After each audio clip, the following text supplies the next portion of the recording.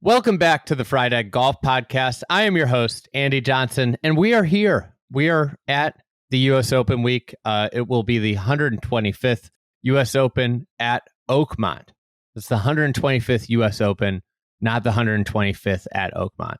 This is, I think, one of the more, probably the most anticipated event in golf post Masters win by Rory, which we didn't know he was going to win the Masters. So I would say this was the one you kind of circled on the calendar as they toss around the quintessential U.S. Open course.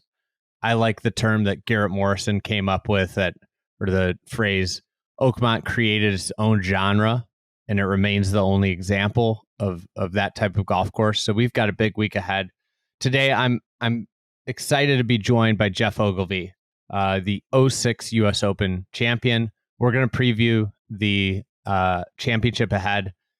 You know, obviously, Geoff won at Winged Foot. He was actually in the 07 U.S. Open at Oakmont as the defending champion. So unique perspective. And he was a part of our Oakmont video that if you haven't watched, go check it out on YouTube. It's one of the best things that we've ever made. Big thanks to our team that put that together. Cameron Hurtis, Matt Ruches really put a lot of work into that. Go check that out. Week of, for anybody in the area, I and Brendan Porath, the Shotgun Start, PJ Clark will be at Local Remedy, as well as some other members of our team. Joseph Lamagna will be there. We will be at Local Remedy Brewing, which is right down the road from Oakmont. We will be doing things on Wednesday, Thursday, and Friday and Saturday of the U.S. Open. So if you're in the neighborhood, feel free to swing by. Those will mostly be nighttime after play. I think Wednesday night we're doing just a very casual thing. So come check us out. Come meet there if you're in the neighborhood. But before we get to Geoff and the U.S. Open, big thanks to our partner for the week of the U.S. Open. They're sponsoring kind of the whole shebang of us at the U.S. Open. It is Echo Golf Shoes. Known for combining premium materials with comfort, durability, and performance, the brand is committed to innovative shoe technology and sustainable craftsmanship. Echo was established in Denmark in 1963 and is now a global family of shoemakers. From drawing the first sketches to presenting our finished shoes in Echo stores around the world, we apply the utmost attention to detail and quality. Echo owns their own factories and leather tanneries, which allows for full control over quality and craftsmanship. The shoe is so comfortable. I think that, I always go back. I tell this story a lot, but when I played US AMs, those 36-hole days, which they sadly have gone away from, but those 36-hole days or the last day of a state am, always Echo days because the shoes are so comfortable, ideal for long rounds and walking golf courses. They have the best technology in it, whether it's the waterproof technology or the comfort, the way they approach the heels. These are great shoes. These are the shoes that I'm going to be wearing around Oakmont. On top of that, they have some top global ambassadors, including Lydia Ko, Henrik Stenson, Eric Van Rooyen, and Thomas Bjorn. That was the first player they actually signed. So, big thanks to Echo. If you're interested in Echo, visit their website at echoecco.com. That's echoecco.com. I would look through their wide range of shoes. It's not just golf shoes as well as a tidbit. I'm going to be wearing one of their just kind of casual shoes around Oakmont. So check it out at echo.com. Big thanks to Echo, and let's get to Geoff Ogilvy.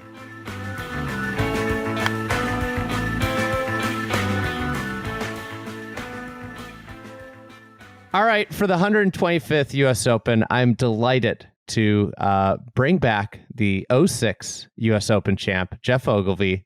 You played the 07 Oakmont. I didn't even put this together when I reached out, but you were the defending champion at the 07 Oakmont U.S. Open.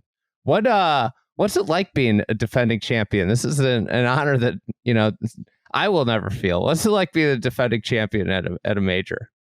It feels pretty good. I mean, obviously, it's a little bit different than defending a normal tournament, I think, because it's such a big deal. It's just amplified. It's a big deal. And what made it better, I guess, was or more memorable as I played with Tiger first 2 rounds, because he'd won Hoylake, 06 Open, and we played with Richie Ramsey, who was the US amateur champ. So it was a cool group.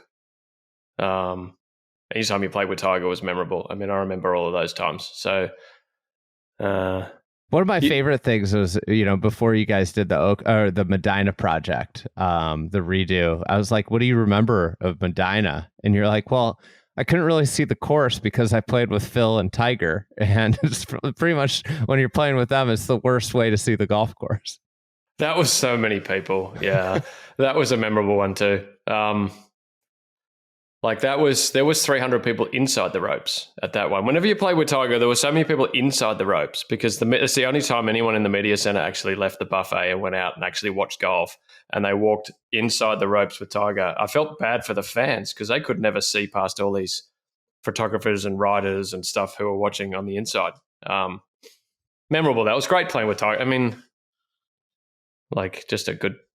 I was the right age to play with a guy like that in times like that at a place like Oakmont. It was fun. And I don't think either of us played great, but I think he probably ended up finishing better than me. But we were both sort of, I don't know, second or third. He was sneaky in the mix, but wasn't really in the mix. We were kind of doing okay after the 36 holes we played together. I was probably 30th or something, and he was 10th or something like that. Yeah. The 07, besides El Pato, was the coming out party of Bubba Watson. That's the thing that I forgot. We did a rewatch a few years ago, and I was like, oh my God, this is Bubba Watson's opening act, and it's funny because he played, it's this first major that he plays really well in, and then he never played well in a US Open after that. It's and it made me actually think Oakmont gets this narrative of it's so hard after being there. And I wonder what you think about this. It feels like it's hard, but it does require some level of creativity. Oh, absolutely. I mean, it's probably the hardest course. If all the weather is neutral, if everyone has 70, if it's 70 degrees and there's no wind, Oakmont's the hardest course that we ever play in the US Open. I mean, Wingfoot's close. But Wingfoot's more about the greens. I think you can get out of fairway bunkers a little bit at Wingfoot. It feels, I don't know, Wingfoot's really hard too. But just on a basic, normal day, Oakmont is really hard. But it takes creativity because every hole's different. Most courses have a theme. I mean, Wingfoot is if you hit it to the front edge of the green all day, you're going to do okay because you're always under the hole. But that doesn't work at Oakmont because 6 or 7 of the greens go the other way. It takes all the shots, and I guess it makes sense that Bubba would play well there. You wouldn't think at first that he would play well there because you would think it would be awful for Bubba, but he was a really elite ball striker. Really, even though he got the ball to the spot in a different way to everyone else. He was a great driver of the ball because he could hit that little chip cut 300 yards, and it was a very safe shot. It's just you have to be creative because you see shots at Oakmont that you don't see anywhere else. You get, especially around the greens, you just get faced with stuff that you just don't see anywhere else, and so you kind of have to have that ability to adapt. And that if you sum up Bubba Watson, it's adaptability. Yeah. Also, the ability to hit shapes can counter some of the movement, the severity.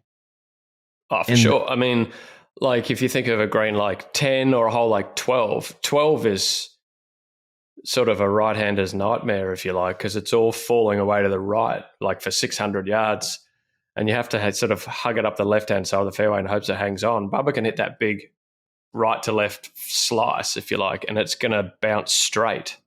There's a lot of sideways tilt at Oakmont, and I guess shape. He shaped it more than anyone else, and when it lands on the green, it spins. And so on 10, he's hitting a big draw in there with a wedge and it's spinning against the hill, and it probably helps it stop going over the back. I was thinking about just if I was getting ready for Oakmont and the stuff I would be thinking about in practice rounds. And I feel like if you go to like a tour stop, often, majors even, somebody hits a bad drive. You don't see guys like hit approach shots into greens from rough, right? Like they pull it into the fairway but to me, like I was thinking about is like maybe like the most important shot to practice is like the hitting into one green from the rough. Just to see how a ball like scoots in there. Where approximately do I need to even land this? Because it's such a unique shot. It's funny you say that, because most of the caddies, I always felt like my caddy, especially Squirrel, for the longest time through those majors, he's like, I'd always drive on in the rough and then just flick it out in the fairway and hit it, because I just wanted to hit it off the fairway because it's more fun.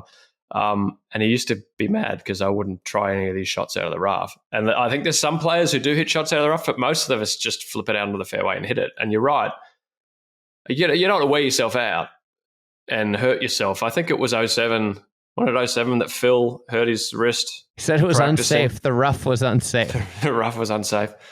Always one for a bold statement. But it was very long and fallen over itself. But you've definitely got to, in a US, especially a US Open, hit some that you hit out of the rough, like that you hit into the rough, to work out what you can and can't achieve out of the rough. Because sometimes rough looks tough, but you can actually move it a long way. Sometimes rough doesn't look that bad and you can't move it.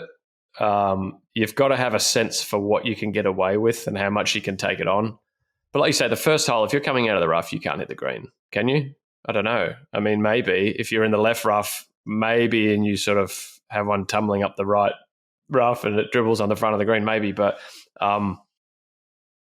you definitely should sort of assess how aggressive or conservative you should be out of the rough, because the number one thing is to just get it out of the rough. You don't want to drive it in the rough and then have your next one in the rough, It is one of the things that I think that particularly in US Opens, that the adage of if you hit a poor drive, the next shot has to be it's a different calculus in golf typically, especially at Oakmont, where you're kind of thinking about getting the ball back into a position to possibly make par, as opposed to, this week in Canada, it's going to be like, oh, I hit in the rough. Like, can I still make birdie possibly? Can I still hit the green and have a putt at birdie?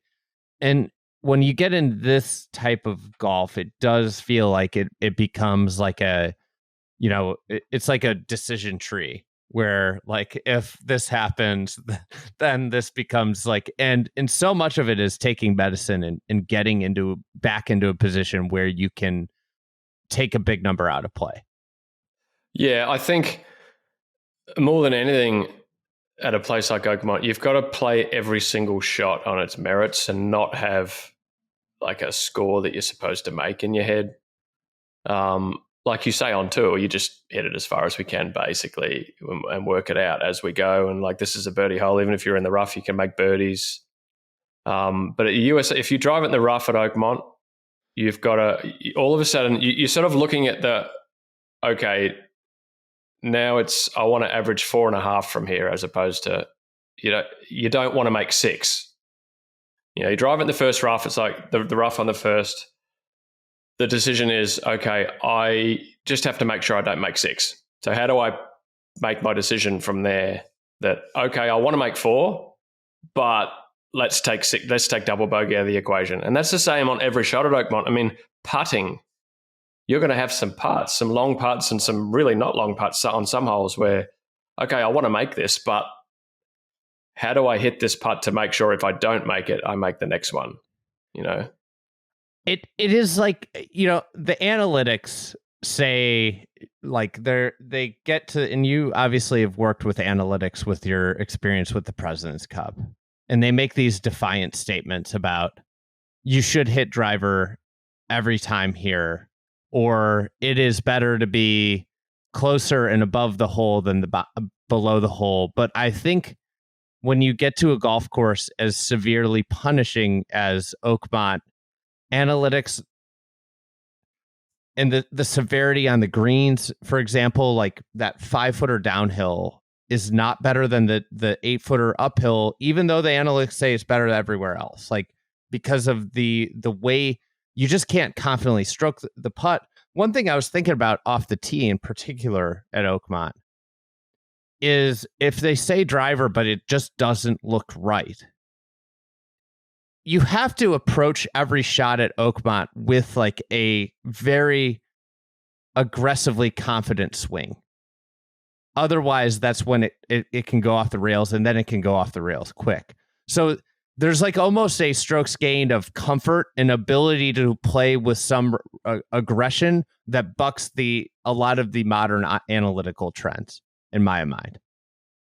Yeah, I mean, I totally agree. I think analytics, they would disagree with me, but you got to throw it out at Oakmont. I think it is definitely more about a headspace and a freedom. I mean, Augusta does the same thing to you. It makes you hit shots that you don't want to hit, but the only way you can hit it well is if you're swinging it with freedom. You know, like Oakmont's going to have some shots that you would never normally take on in a 72 hole, but you have to take it on, because if you don't take it on, the alternative is worse. So you have to be confident doing something you don't want to do. And that's probably why it's such a great tournament course. I don't think you could analyze. I don't think you could use, I mean, all these guys will have analytics from 07. They'll have analytics from 16. Where players had success from around the course. Do you want to be back left edge on the first? You want to be the front edge on the second? Where to miss it and where not to miss it. That's over a whole. But the analytics takes in every player in the field over 72 holes, and it's just sort of giving you an insight into where players had the success from on the course and where the bad spots were. That doesn't mean that's true for you, because everybody putts different and hits different shots, and some guys might like 50-yard pitch shots when they lay it up. If they drive it in the rough on the first, they might be better to lay it up than they are to hit it over the back and try to get it up and down. But like over a collective 150 people, then maybe over the back's better. But for one individual case, it might be better to lay it up. So I think you're right. Oakmont's about trying to get yourself comfortable on a very uncomfortable golf course. That's what I felt, my one time playing it was like, I do feel like the thing that makes it great and not gimmicky is that I do feel like if you like get going, you can go. Like there's no reason you can't make birdies there, because if you hit it into the right spots, you're like, okay. And there's now with the expansions on some of these holes, like there's enough space to like, oh, if I hit a good tee shot here, I can, but the second that you get off is very bad. So it's where that calm, aggressive swing really works out there. Sounds like you're describing Scott Scheffler a little bit at the moment. It definitely is doable. I think that's why it gets away with it somehow. Most courses this hard are just players don't want to go back and play again. But Oakmont somehow, because you know that the good score is there, I'm sure we won't see it. We might see another 63 or something like that. But if you can hit most fairways and most greens at Oakmont, if you hit every shot, great. And you can leave yourself putts straight up the hill on every hole. And if you do that, like you can be pretty aggressive. And we've seen some low scores around Oakmont over the years, but if you miss one shot in the wrong spot, like it's just carnage, and that's sort of the pressure it puts on you all day and there's no let up really. Even the simple holes can go really wrong with a bad shot.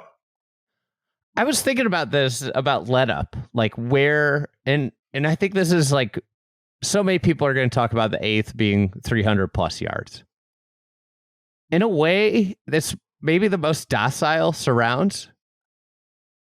I think that might actually be like the hole that you take a deep breath and you say, okay, and we've seen it. It's actually like the hole with the least amount of variability in it. It's you kind of stand on the tee and if I hit a good shot, I'm probably gonna make a 3. If I hit a bad shot, I'm probably gonna make a 4.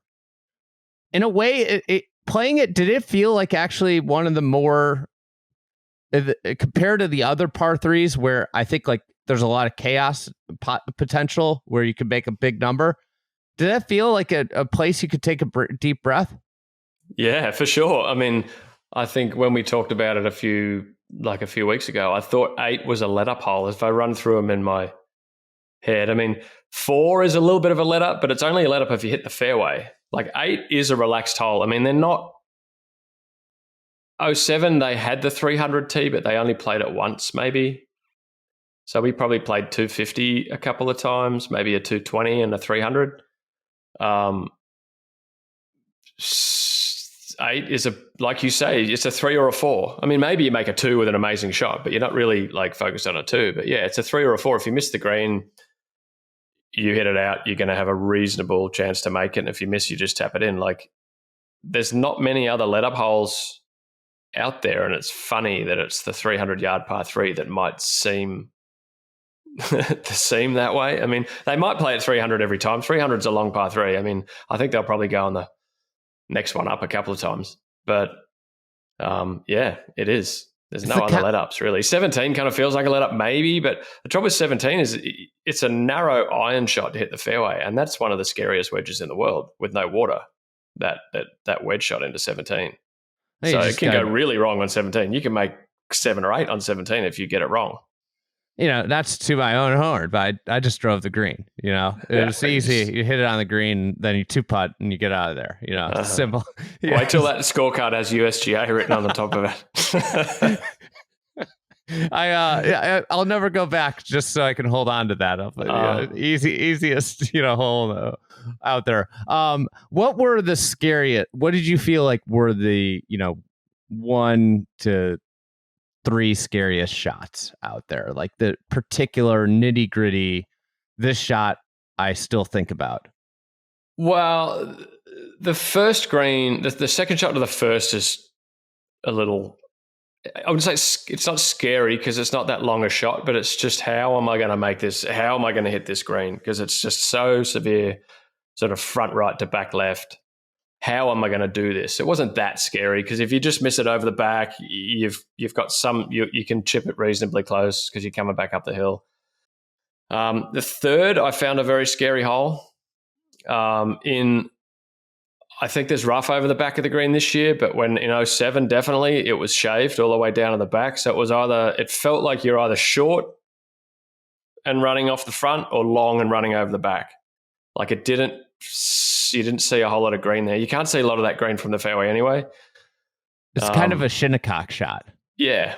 It's very repellent. It's very sort of Pinehurst-y. Yeah, it's a Shinnecock hole. Exactly. Because you're just playing straight up from an uneven lie to something that just sheds in all directions, right? Yeah, I feel like that's Shinnecock in that middle stretch of holes.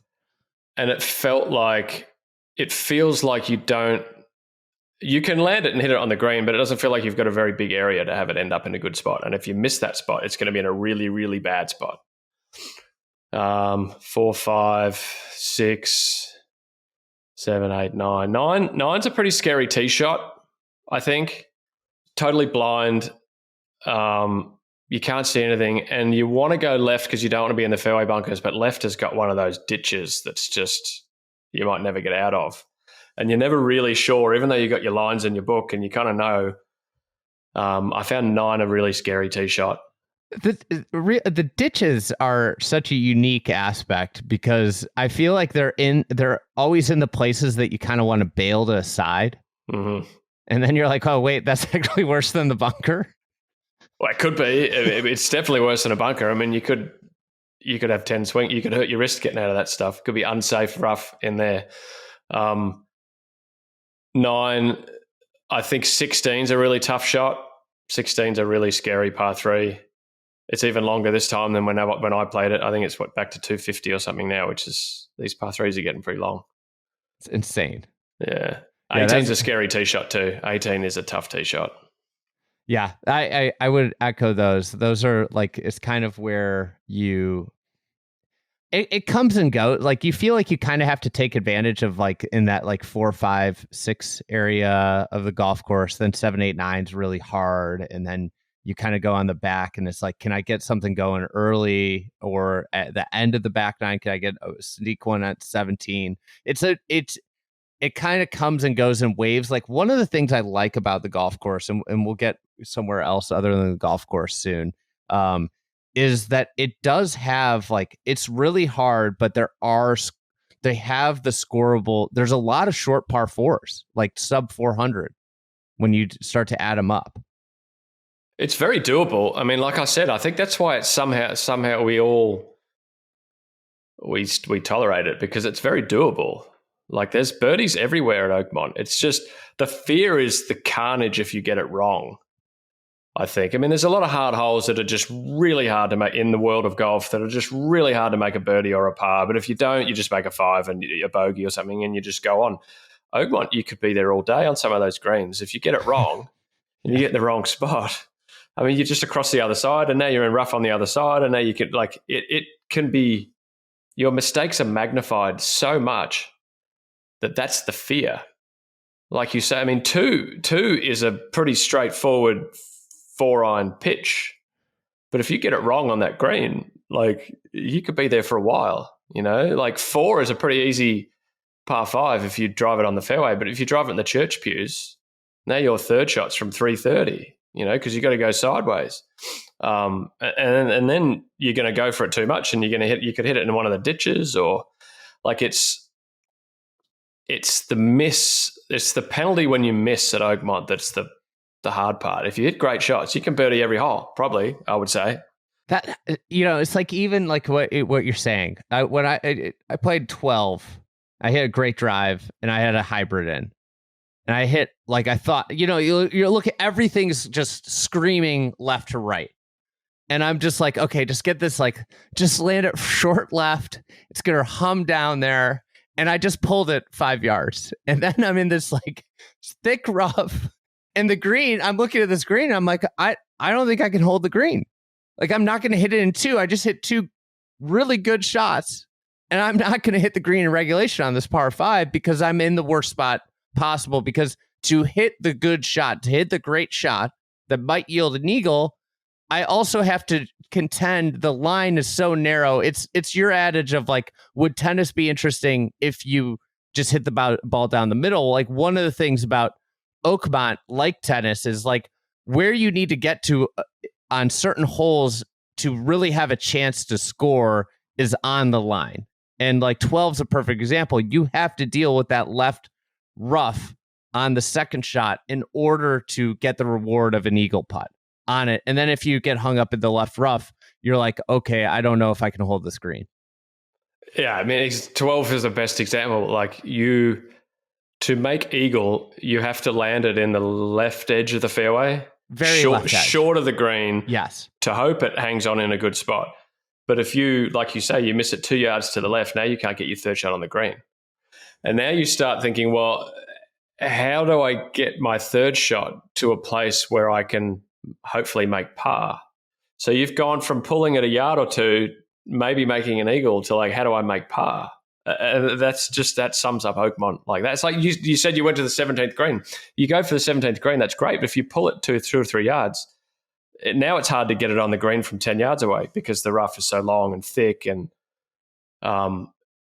it's the opportunities are there, but the only way, and that's why it's so interesting, I guess. I mean, I guess it's sort of, it hallmarks to, like, the great courses, is that the great lines, like 13 at the Masters, it's like, you've just got to hug the creek to really maximize your chance to do it. You've got to hug the trouble. Like, you've got to take on the risk to get the reward. But if you fail, like, you just get annihilated. What do you, I think a big topic of the beginning of the week is going to be score. And I think it's so condition dependent. I looked at the weather today. I didn't like what I saw. I saw a decent amount of rain in the forecast. I think as of yesterday, there wasn't a lot of rain in the forecast. So these things change. What would you say if we get we'll say a soft Oakmont versus a firm Oakmont, what would be your just general guess on score? So 07 was what, 5 over? 5 maybe? over. 16 was under, right? Yeah. I mean, DJ was, I think, 6 under, right? with a penalty. Yeah, which I don't know. I mean, look, I'd probably say soft, a few under. Single digits under. I think soft. It's still crazy hard, but you can fly it on greens. You can fly it on the first and hold it. You can fly it on 10 and hold it. Like shots into the third are going to be easier because you're going to be able to hold it. It's not going to get crazy soft, Oakmont. I mean, those greens are pretty firm. It's going to take a lot of rain to make them soft. But if it's firm, way over par, I would say. I mean, it's just too hard to hit it on greens when it's firm because you have to be landing them short. And then the firmer it is, the more the slope, the whole general pitch of the place comes into play. And like gravity just wins. You can't beat it when it's firm out there. You can't hit some of the greens you just can't hit. That's I got a message from a couple players who played it recently, and I said on a podcast, I thought like the new par for US Opens is 4 under, and it's like that's level par is 4 under, and they said that I was crazy and that it's going to be over par if it plays the way it's been playing recently. But I also believe that they all don't realize how good they are, Yeah, and you never know. People follow the leader too a little bit. Like I think sometimes in these tournaments, if the leaderboard, if someone gets off to a good start, makes a few birdies, it makes everybody else think they can do the same thing and everyone kind of follows. I think sometimes the score under par is almost a reflection of like the best players in the field and people just follow a little bit. Like if Thursday morning, if everyone's watching who's playing in the afternoon and it's carnage and everybody's over par and there's triples and doubles, everyone gets scared going out there. They play the course differently than if someone's gone out and shot 6 under, Like, so it's the most impossible. It's a fun game to pick to play, like what the score's going to be, but you can never get it right. The other thing that happens is like if a player goes out and they get deep, there's like then like a restrictor plate that goes on you. It's like there's like a mental thing, you can't just keep going. It's like you get kind of stuck, and then people catch up to you. It becomes more about like not losing the lead than continuing to add to the lead, and it's like one of those weird things with golf where it's just like really hard to stay in the moment and keep going. Yeah, absolutely. I mean, that's what was so unique about Tiger and guys who go and win by 15 shots. It's like he's not the rest of the field. He isn't relevant. He's just scoring the score that he would shoot whether anyone was there or not. You definitely get influenced by what other people are doing.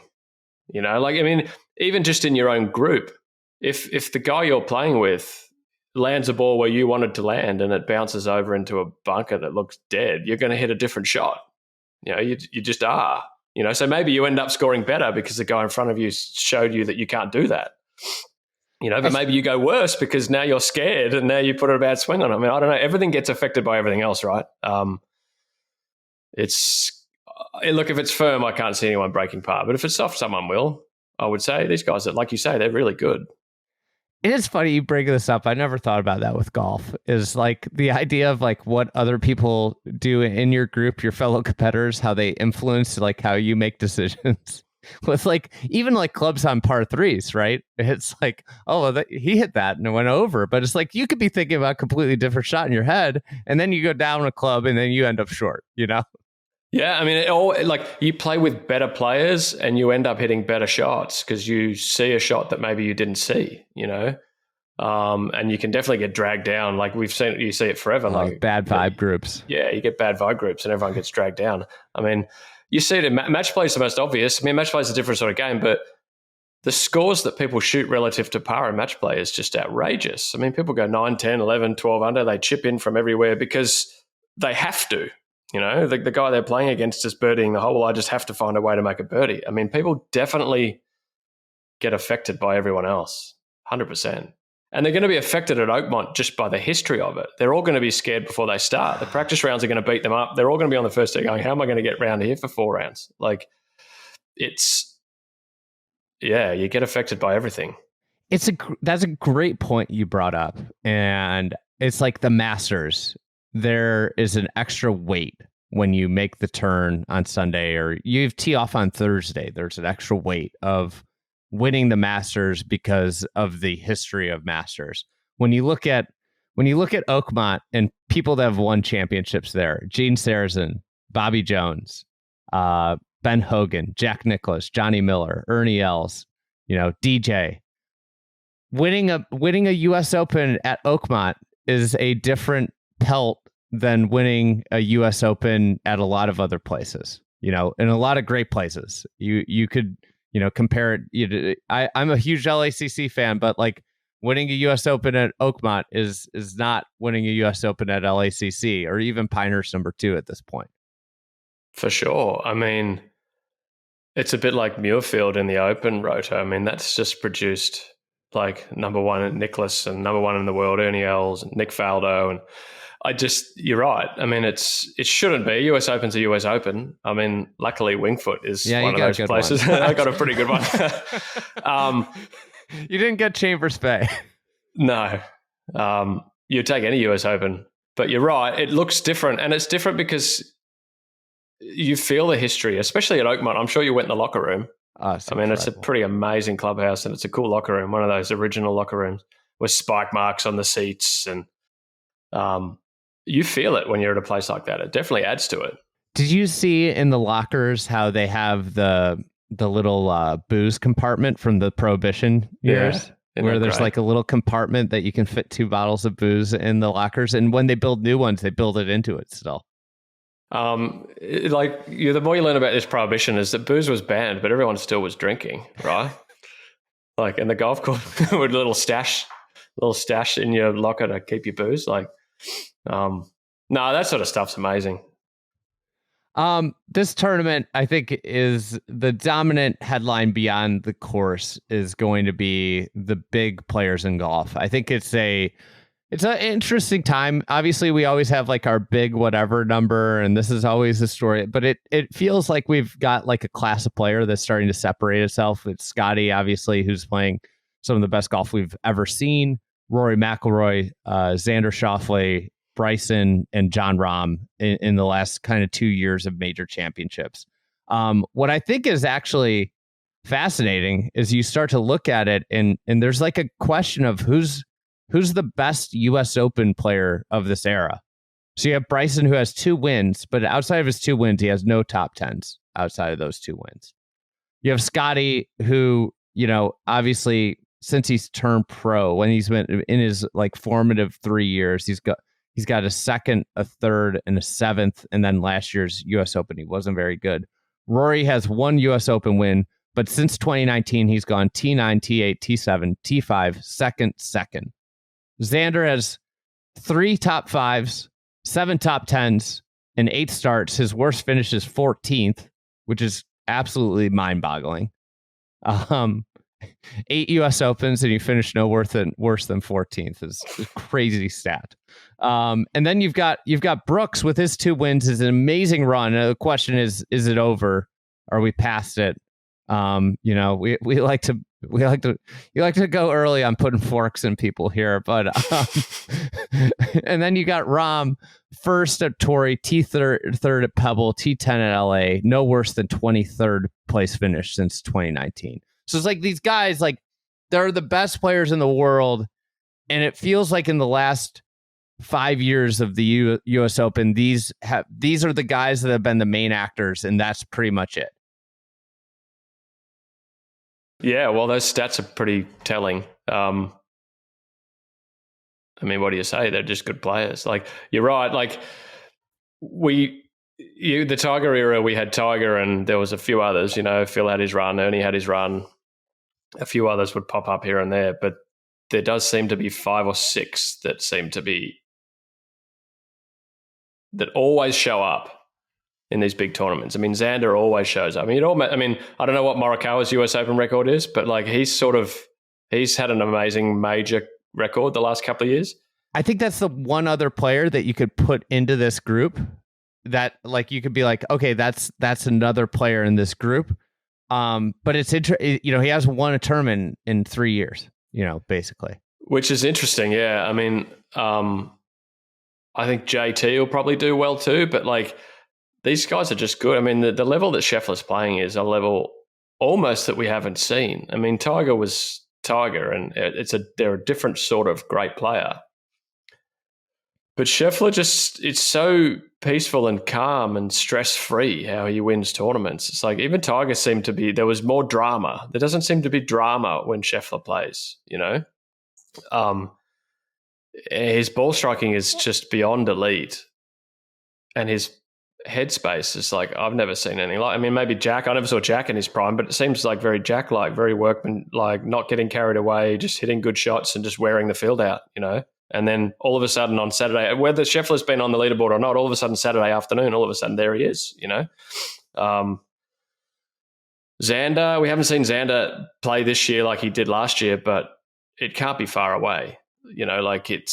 He's just that one round away almost from saying, oh, okay, I remember. This is it, It's going to take, you would expect out of that list, would you take the field or that list in this tournament? This is where I feel like I've started to get, and I felt this way at the PGA, is that I've started to get to the point where I don't look at the leaderboard. I look to see where one of those names is at after round one. The first one I hit, I'm like, that's the leader in the golf tournament right now. And it's a wild, I don't think we've been at this type of place in golf where it feels like one of those names is going to win. I would be almost shocked if it doesn't come from one of those names. So I would take those names. Yeah, Quail Hollow was very like that, wasn't it? Like the leaderboard didn't really. It was kind of a bit odd, and it didn't take shape. And then all of a sudden, Scottie birdies 4 of the last 5 on Saturday, and it's like, oh, okay, this leaderboard makes sense now. Yeah. But it took until the end of the day Saturday for it to look like what it was going to look like.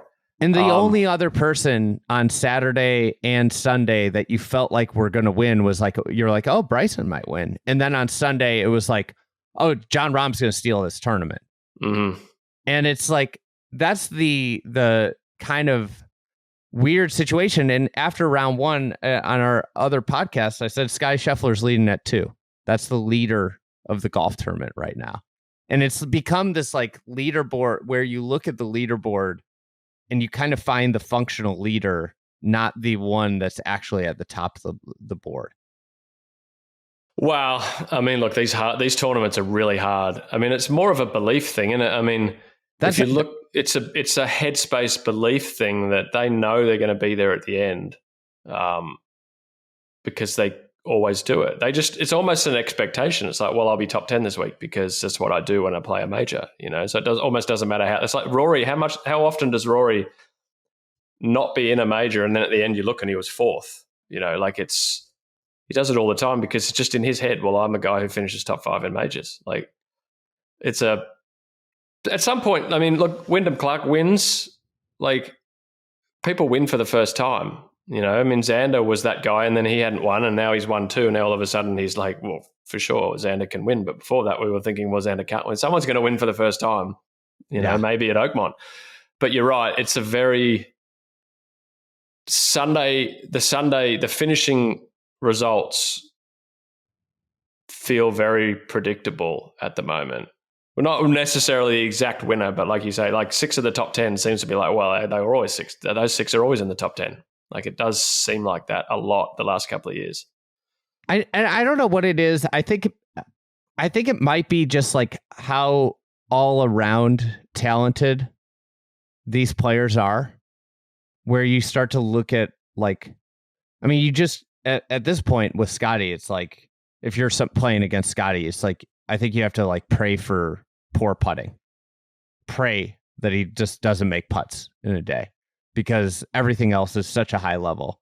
Rory, I hope he doesn't have his A game with his driver, but like you start to look at the well-roundedness. Xander last year when he was cooking was effectively the same recipe as Scottie, exceptional at everything in the game. Rahm, when he's going, he's exceptional at everything. And it's when you think about like, how does someone else win? It's, well, he has an above average week with one of his slightly deficient clubs and everything else is cooking, where these guys, they're so good at everything that they can have slightly below average weeks and still be in the mix and have a good weekend and win. Yeah. Oh, yeah. I mean, I don't know. Like, it comes down to belief, I think, more than anything else. And you've got to kind of do it to get the belief. But there's a leap of faith there between where you're at and the result, where you've got to sort of think I can do it. I don't know. These tournaments are hard. They're very mentally challenging, these tournaments, from the first tee onwards. Not just the physical test, but mentally. A lot of people can't see their name on the top of a major trophy before they've got it there, you know? What's it like when you think back to like coming down the stretch when you haven't done it, trying to get it done in a major? Because mine was kind of weird. Mine was kind of weird the way it finished. There was lots of guys with a chance, and it just ended up the good one in the end. But I think it's. I mean, I don't know. It's a headspace. It's one of those intangibles that you can tell when you. The first time I ever played with Brooks, I don't know, first year on tour or something back at somewhere, wherever we were, you just like, yeah, this guy knows he can do it. You could just tell, whatever that is, you know. First time you play with Spieth, it's like, yeah, there's something about this kid, like he knows, you know. Whereas there's others who don't miss a shot.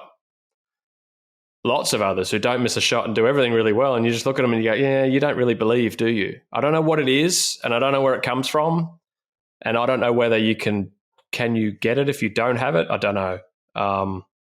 Maybe it's winning a lot when you're a kid, you know. Maybe it's getting thrown into the right group, you know, having the right week and getting to play with Tiger at the right time, or playing with Scheffler at the right time. Or remember, like Mike Weir at Medina in 99 played with Tiger and went for a lot on Sunday. And then a couple of years later, he wins the Masters, you know, because he gets belief out. He didn't have a very good day, but he gets belief out of that. We've seen that story a lot.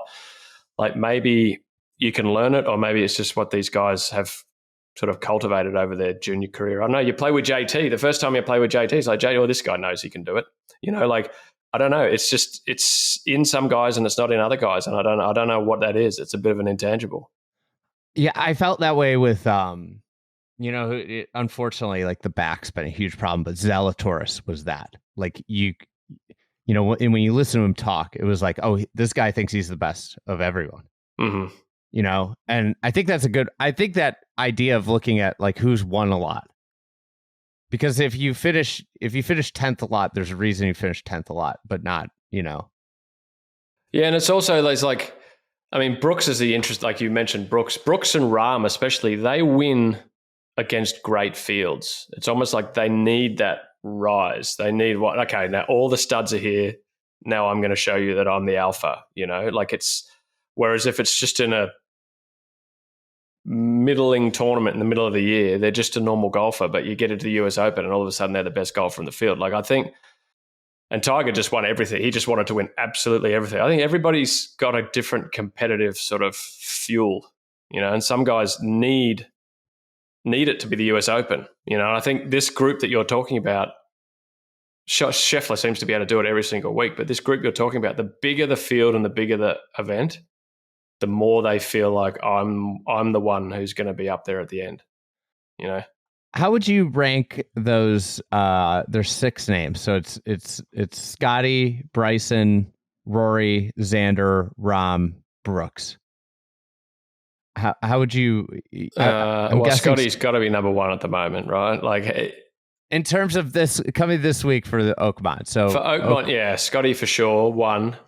Rory is hard to rank because his best is probably the best. His best is probably better than Scheffler's best, but Scheffler's the same every week. Like he's just nuts every week. Rory kind of gives us some sort of strange ones. So I don't know. Xander, I'd probably have to put Bryson 2, Rory 3, Xander 4. Who we got left? Rahm and Brooks. Rahm and then Brooks. Probably. Now, like I think is it what we think they're going to play or their ceiling? I mean, because I think Rahm's ceiling is clearly really high. I think it's higher than most. Brooks' ceiling is clearly higher than most, but we haven't seen that for 4 or 5 years. So you can probably almost Brooks has to be down the bottom of that list. Yeah. You know, but if every one of them plays their best, who wins? You know, so I think that's like, it's interesting. As this like the most fascinating question in golf. I think Rory's probably got the most, like, he's got an explosiveness about him but like the thing that Scottie does is he's relentless. Mm-hmm. I couldn't imagine playing Scottie Scheffler in a match, in like a match play situation. Like, just dealing with the constant stress that he inflicts on you hole after hole, where it feels like you probably can never hit a shot that's better than his, you know? Well, and he just won Quail Hollow playing decidedly average for him. You know, like, it was a long way below his best. He played an amazing last 5 holes on Saturday, and that was kind of it. You know, like that won him the tournament. Like, I don't think any of that other list could do that, could play below their level and still win a major by 4 shots. I just don't. Rory wins a major by 4 shots if he plays to his level, you know, and so does Xander and Brooks and Rahm. But Scottie found a way. It was a Nicklaus-like performance. Like, he just got himself into the right position with 24 holes to play, and then just said, okay, I'm going to win this now, you know? And then he played awful on the front nine, really, on Sunday. Awful is relative term, but relative to compare to how he normally plays. It was like, for him, categorically awful. If the 5 other guys played a front nine like that, then they probably don't win the tournament, you know? So you kind of have to say Scheffler's going to win, because it just feels like he's going to have one less than all of the others. You know, like, it doesn't matter what they shoot, he's going to find a way to have one less, because he's gone really low. Like, we saw him at Dallas. He's clearly happy to go crazy low. It feels like he just does what he needs to do to win. Just tell me where I have to shoot to win, and I'll just work out how to do that. You know, it's crazy. The Rahm piece, I think, is you know, he got a taste of something he hasn't had in a while with the PGA. And I saw that Brandel afterwards was like, this is what happens when you go to a non-competitive league.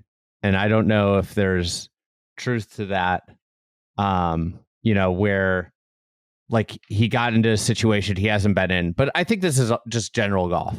Like, golf is like, you put yourself into these positions and you get a little uncomfortable, and then your level of play just tweaks down just a touch, right? Because you're not in that same calm space. And Rahm, like, all of a sudden is the leader, and all of a sudden it kind of fell apart. And he hit a putt that should have probably gone in. And if that putt goes in, you know, everything could be different. And we're talking about Jon Rahm winning the PGA. The other aspect of Rahm, I think, is worth pointing out, is that when Jon Rahm made the leap to live, Scottie had a great year, Rahm had a great year, and those were like the two guys going back and forth, trading blows with wins. You know, like, if you think about the lead up to that Masters, it was like these guys won everything.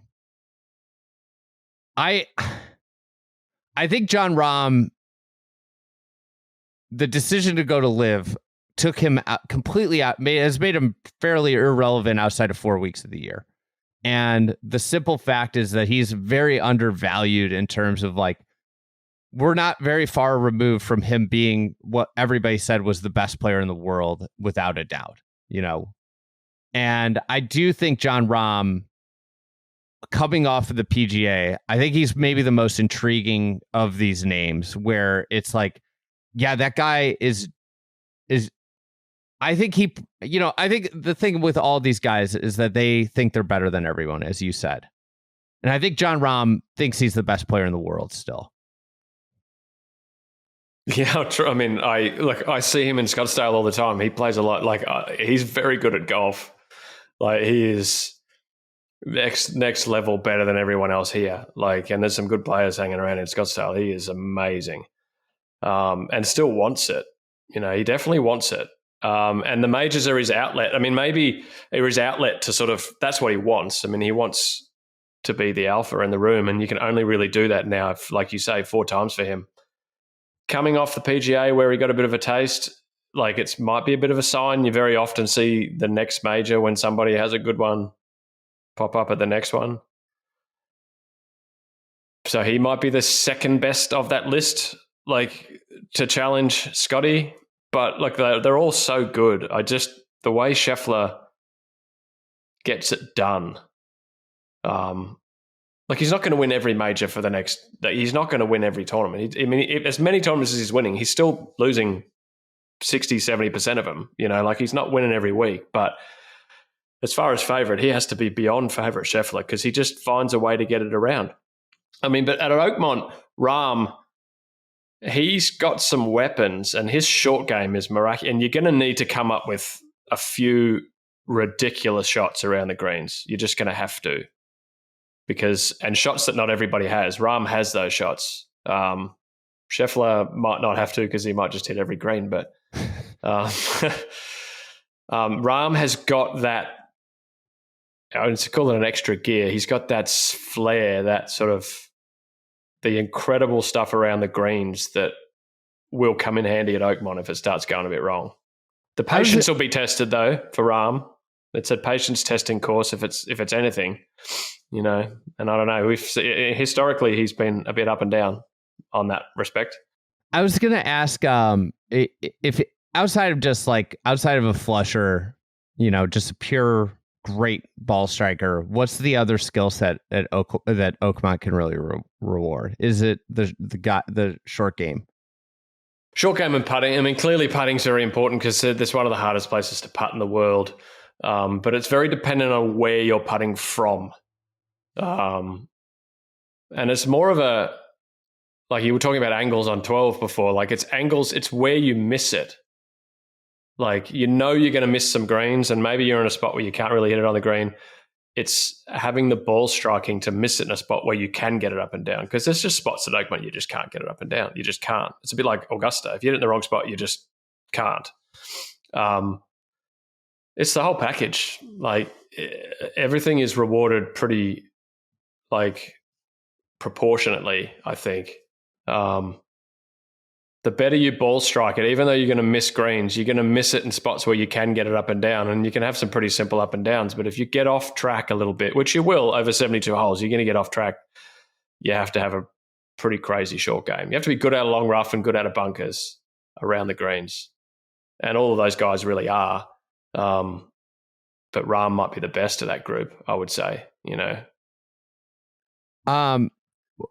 I think Bryson's probably the one. He's pretty crazy around the greens too these days with a 38-degree wedge. I don't know how he does it, but a 38-inch long or whatever it is, 7-iron long 60. I don't know how he does it, but he's amazing. He's gotten so good around the greens.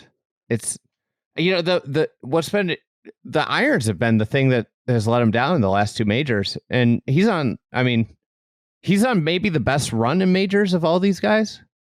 Obviously, he missed the cut at the Open last year, but he's finished in top 10 of every other one, like really in the mix in every other one. Him, sneaky of all these guys, has the best course history too. He had a chance to win on Sunday at the last U.S. Open. He was under par going into the final round. Wow. So, all right, yeah. Look. I think if you can play Augusta, you can play this place. I think it's similar test around the greens and a similar sort of philosophy of like under the hole is premium, and you got to have flight control and move the ball both ways. And if he can do it there, which he clearly can, he hasn't won there, but he clearly plays really well there. I think he can do it at Oakmont. He has that advantage of how long he is. He can iron off some tees that other guys maybe can't, which I think is an advantage. I think that's where length is going to come in, where you can prioritize fairway with an iron or a 3-wood or something. And it's going to challenge the scientist in him is going to be pretty intrigued because it's an amazing test, and his analysis and plan, because he loves coming up with a plan. Whatever plan he comes up with is going to be interesting to watch because it's a place where I don't know what sort of plan you would come up with. but he's going to come up with one, and it'll engage his interest level on that front, I think, because it's such a unique test. He seemed enamored with it in his YouTube video he just put up. So, if you want to glean from his YouTube content, he seemed very into it. Yeah. By the way, putting a nod on Morikawa, good record, as you imagine, because he's very good at golf. T4, T5, and then T14 the last 2 years. So the last 4 opens no worse than 14th, which pretty stout. There are a lot of, obviously we've seen this week at Canada, we have 3 college kids that are have their full PGA Tour cards making their first start. This is the first major of 2 of 4 that is actually open to, potentially some of the better players in the game that aren't professionals being in it. We've seen a lot of youth success in the game of golf. Do you think we could get, like, because of the just general trends in pro golf, an amateur late, or is Oakmont just not the place for it? An amateur winning? Late, just contend in the mix. Late. Maybe. I mean, they'd have to be really good. Like, there's some good obviously kids. They're like really they got good. Jackson I Clavin. use good in a, like, just the very pointy end of good. So you got like Jackson Clavin, who has his card, is a sophomore, has his card, is going back to school for a junior year, has already earned it. You've got Ben James, the Virginia kid that's contended, I think, in a PGA Tour event or 2. You've got some very good amateur names, but we haven't had like anybody. Like I think a perfect example is Scottie shot, I think, 68 as an amateur in 2016, and then kind of bombed out at Oakmont over the period of time. I think, look, physically they clearly would have the skill. I mean, there's no shot that Oakmont's going to ask that those kids can't hit. I just think there's an experience. If any course that we ever play in a major, maybe outside of Augusta, but even including that experience is like a 15th club. It's Oakmont, I would say. I mean, look at, like you said, the list of winners, and Nicklaus and Hogan and Jones and Miller and Ernie Els. I mean, these are pretty well-seasoned, traveled around the world, experienced guys. You're just going to come across things at Oakmont that you haven't seen before if you've only played college golf and a smattering of tour events. You just don't see, I mean, you played there a few weeks ago. You just don't see stuff like that anywhere else. And I think the more golf you've got under your belt, the more chance you've got at Oakmont. I mean, I'm not saying they can't do it, because they can hit all the shots. I mean, they're so good, these kids. There's no shot that they're going to be asked that they can't hit, but the experience level of understanding, like, right, as soon as you've hit your tee shot in the rough, right, I've made bogey now, let's just make bogey. Not try to take on the shot I know I can hit, but let's play this hole sensibly, and like bogey doesn't cost me the US Open here. And all those little decisions that Scottie Scheffler will be making, and Xander will be making, and Rory will be making, that's hard to do when you're 21, 22 years old. It's just hard to do because you think you can do everything, which is why they're so good. And I remember being like that. But I think Oakmont will reward experience, so it would be hard to see, but they're better now than we ever were at that age, or anyone at any era. We haven't seen the number of young kids be this good before. So maybe, but Oakmont's a tough place for it to happen. I think it's one of the biggest things, probably advantage of experience, is the ability to get over stuff. Yeah, for sure. Absolutely. Yeah. Like when you feel like you hit 2 good shots and you make a bogey, or you 3-putt, you go to the next tee, and like seemingly always this is like a bad tee shot next. Yeah. And that's where Oakmont just gets you more than anywhere else, is like you feel like you can't hit consecutive shots poorly. And what happens is often you have that like 4-hole stretch of bad golf. And at a course that doesn't punish that much, you might get through it even par or 1 over and be fine. But you can't afford to let things dwell there because that will lead to doubles and triples. You can't compound your errors, because it's just going to get worse. I mean, the morning I woke up, or I was going out to the golf course for Wingfoot for my last round, Judy Rankin, who's a family friend, put a little note in my locker or sent me a text or something. I can't remember how it was, but she said, everyone always opens the paper on Monday morning after the US Open is surprised at how high the winning score was. So just hang in there, you never know. And it turned out to be very prophetic because I thought I was gone with 4 holes to play and I just parred the last 4 holes and won. That's a hard headspace if you haven't played a bunch of US Opens to get.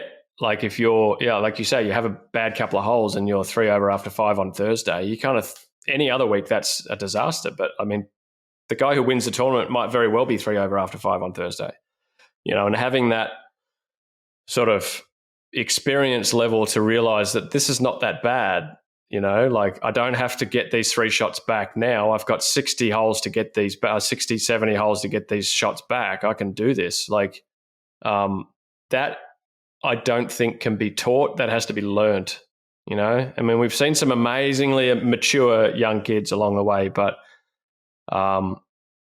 even Jordan had the US Open, the Masters, that first one was in contention and didn't win, and then he won the next one. Like there's just experience to be had and lessons to be learned, and I think the US Open lessons can only be learned in US Opens.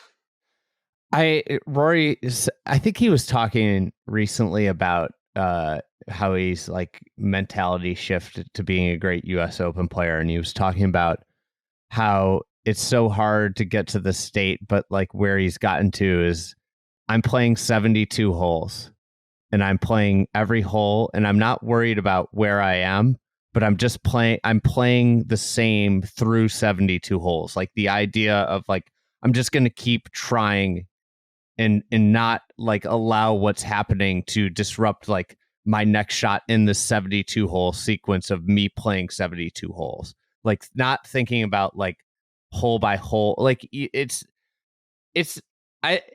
what makes golf such a challenging game. Is like that mental gymnastics of it. And you can't, in the US Open, you cannot use your score as a barometer to how you're playing. You just can't. Like every other tournament, you get a pretty good feel after halfway through Thursday morning. All right, this is going to be 4 under a day is going to be good. 16 under is going to win the tournament. You never know. In the US, you have no idea how you're playing. You could be playing well and be way over par. You can be playing it. It's an unusable sort of metric how you're scoring. You just have to, that 72 hole mindset that Rory says is the only way. You just hit every single shot on its merits. Every shot's so hard, and there's a train wreck after every shot if you hit it poorly. It's just every shot at its merits, and make decisions based on, I want to be at the lowest I can be on Sunday night. It's not about shooting a good score today. It's not about having a good score on this hole. It's about how do I get to Sunday night in a decent spot? And every decision has to be framed like that. And we never play like that. We play like just, I want to have a good score on this hole. It's a different way to think. Do you think golf would be easier if there were no scoreboards for players? Do you think the scores would go down? I don't know. We kind of hinted on that before. I don't know. I think they'd go up or down. Do you think they would shoot 37 under par or whatever they do at Kapalua if they didn't know everyone else was doing it? Or do you think they go lower because they know everyone else is doing it? I don't know. That's an interesting question. I think for different people, it'd be different results. Do you have any, we've just talked about big names. Are there any other names that you particularly might be keen on that type of player rising up? I mentioned JT. I think JT's playing well this year. I think he loves this occasion. I think he'd be very interesting. I think the Rasmus, I like Rasmus Højgaard's game. I think he's long and he seems to have something special about him. Nikolai too, obviously, but Rasmus is on a better run this year. And he sort of got himself sort of on the fringes of the mix at Quail Hollow for a little bit there, Rasmus. How do you feel about Corey Connors? Look, I think Corey Connors will have a good week. I mean, he has a lot of good weeks. If he has a weakness, and I'm sure he'd be happy to admit this too, would be his putting. And I think Oakmont, you're going to have to be really brave to hole a lot of putts at Oakmont because they're way outside the hole putts. And how we saw him putt on the weekend at the Masters, he's going to have to improve on that performance on the greens at least. But he's certainly got the ball striking chops to do that's well. What I just think he could just be around because like when you think about it's kind of like the way Scottie drives the ball is where it's not flashy, but the accuracy is at such a high level with enough distance. And Scottie's pretty plus distance, you know. Scottie's like a souped up Corey Connors with a better short game and better putting. Yeah, you know. But like Corey Connors, like kind of machine like tee to green, you know. Yeah, I mean, he's going to ball strike it. He hits it so well. And that sort of 150 to 220 yard sort of 8-iron through 4-iron, I mean, he's as good as anyone, you know, Corey. And he does it every week, you know. So you'd think he's going to be in the mix. I don't know. I mean, I'd love to see Corey. He's a great guy. And well, he needed for the President's Cup, too. Part of our team, yeah. Like, you should just pick all international President's Cup President's Cup players. Look, I mean, Sungjae at some point surely is going to get there in the mix at the end of one of these things. Talk about machines. I mean, he's been a little bit off for his standard, but he's so good, Sungjae Im. It's incredible. He has every shot. There's nothing he's missing. I floated this crazy theory. I'm curious your thoughts on this. One of my colleagues asked me why I think that Patrick Cantlay hasn't played well at major championships. And this was just off the top. It just got me thinking.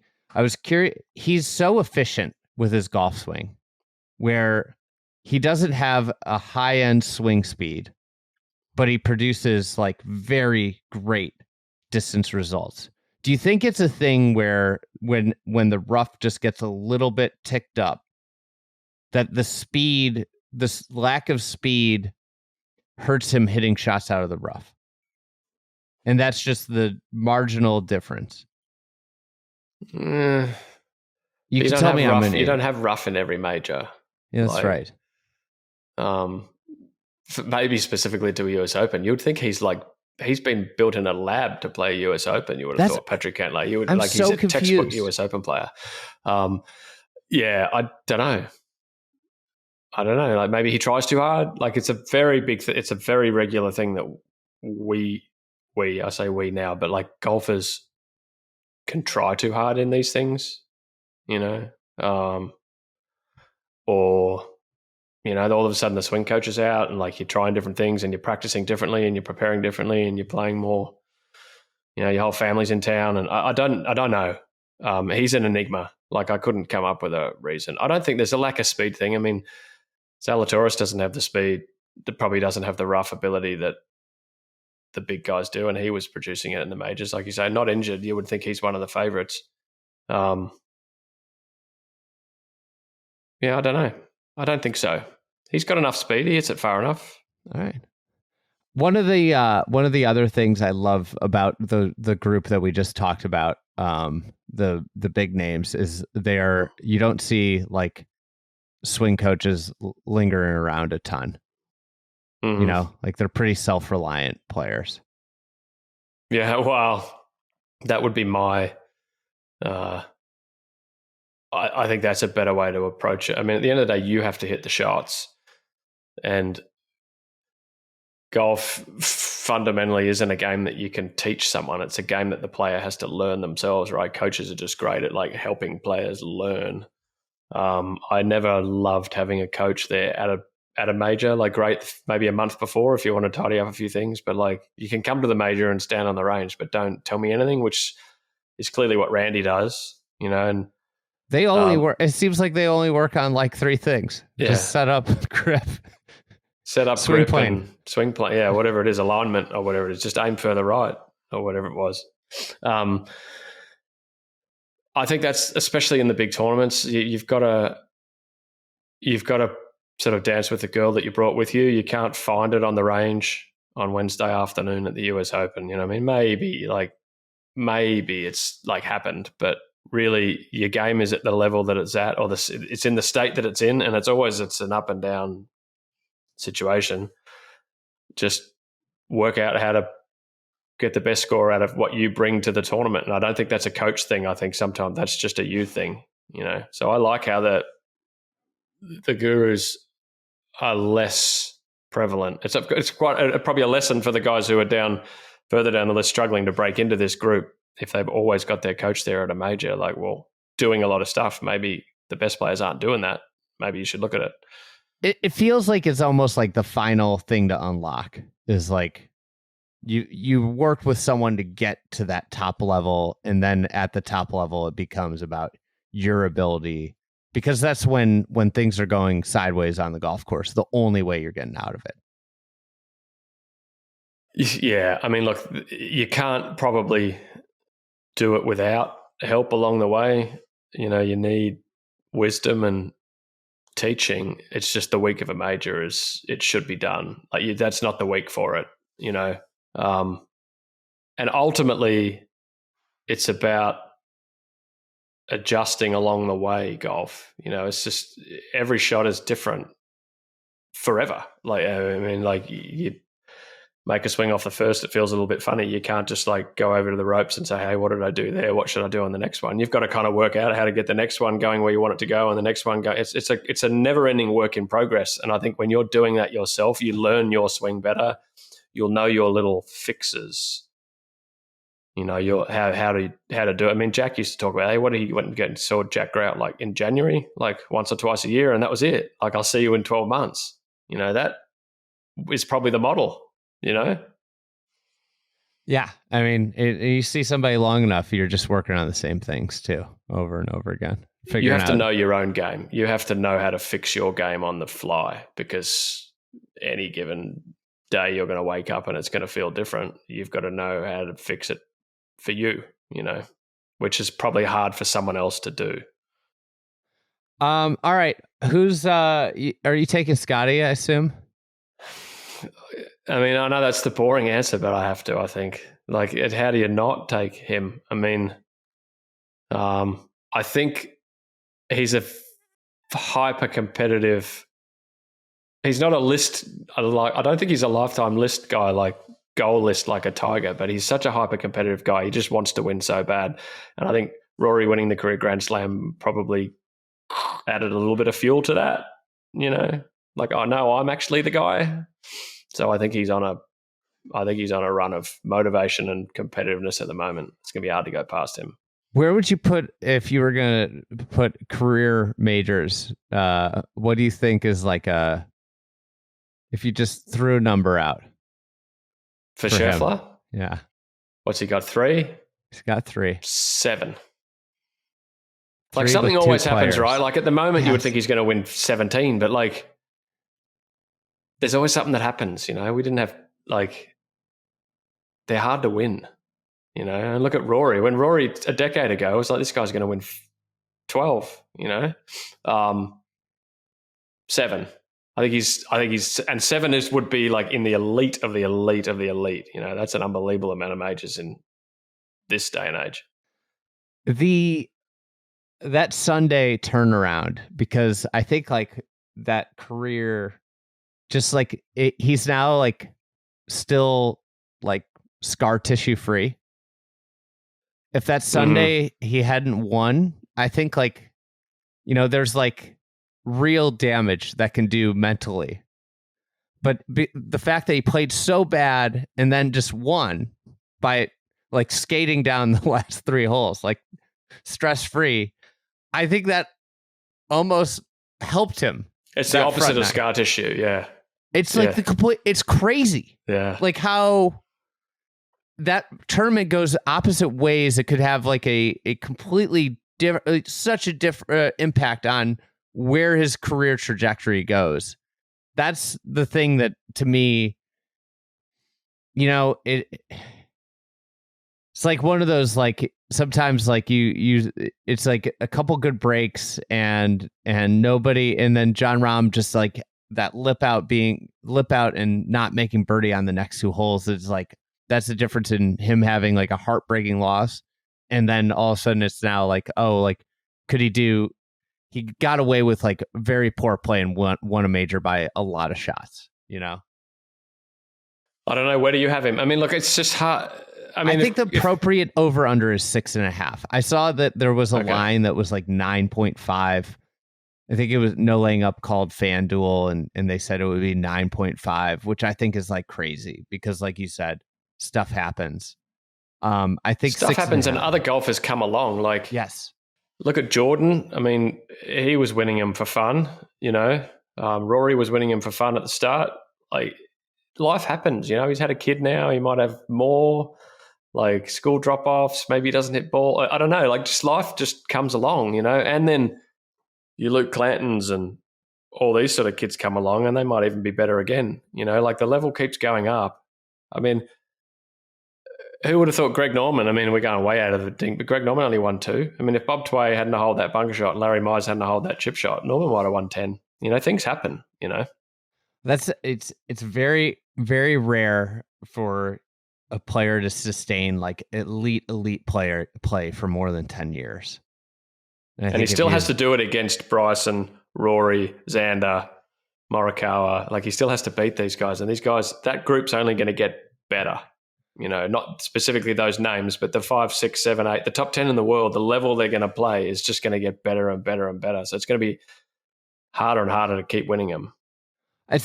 I'm fascinated to see if we could get, you know, Xander had 2 majors last year, which, I mean, like winning multiple majors in a year is crazy stuff. And I feel like that's a separator of like all-time greats is like they usually get to a couple years of 2 majors, you know, like 3, I think Tiger had 4 or 5 years of 2 majors. You know, Rory obviously had 1, Spieth had 1. Like, will Scheffler is this the year he gets 2 majors in a year?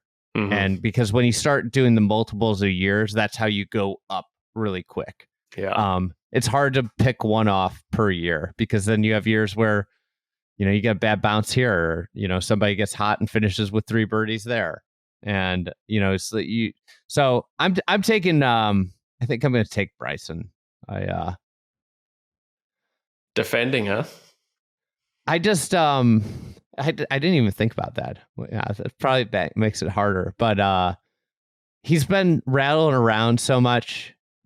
People say, oh, he's not getting it done. Does he have a closing? I saw somebody ask if he has a closing tournament problem. Well, like, people, you make up that storyline because somebody's available and has an opportunity to win a lot.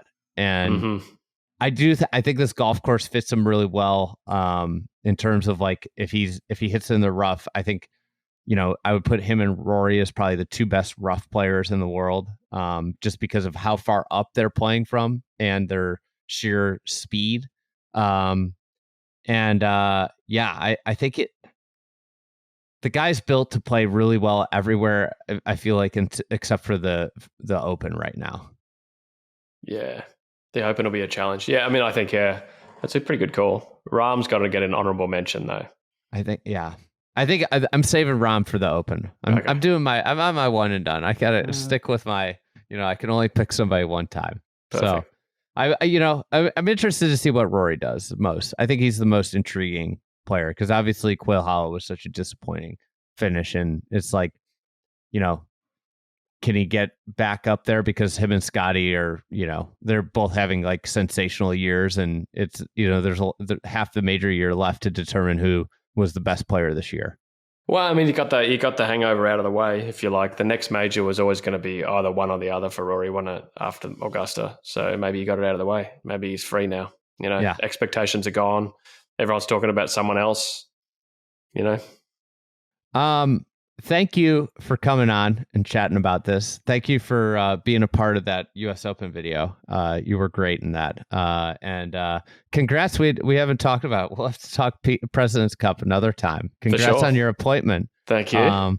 I'm very invested in the Chicago President's Cup as a Chicagoan. And I'm excited to for that tournament, and glad that you're going to be running the show at a course you helped renovate, and I think brought back a lot of the it's a championship course that Chicago is going to be very proud of. So I'm excited about that tournament. Well, you just have to rally all your international fans and get them all to go to the tournament. I should have worn my international hat. Yes, there we go. I got the international gear. I'm an international team guy. Oh, you'll be in trouble in your town, but we like it. Well, the last time I was at Medina for a team competition, I was watching the Ryder Cup, which, at the time I was an American fan through and through, and since I've departed my American roots in the golf space, so I'm more of an international and European team. Oh, I like it. If you need any more gear, just ask. I'll take some more gear. I like busting it out every once in a while. I think I wore one of my hoodies with a Davis Love. He was disappointed to see that it was a present. It was just a stock President's Cup. Now that I'm thinking back, but yeah, we'll be in touch. And thanks so much for coming on. Absolutely.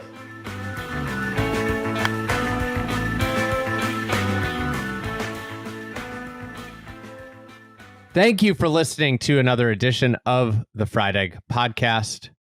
Big thanks to PJ Clark for editing and producing. If you haven't yet, check out our pro shop. We cooked up some really neat merch.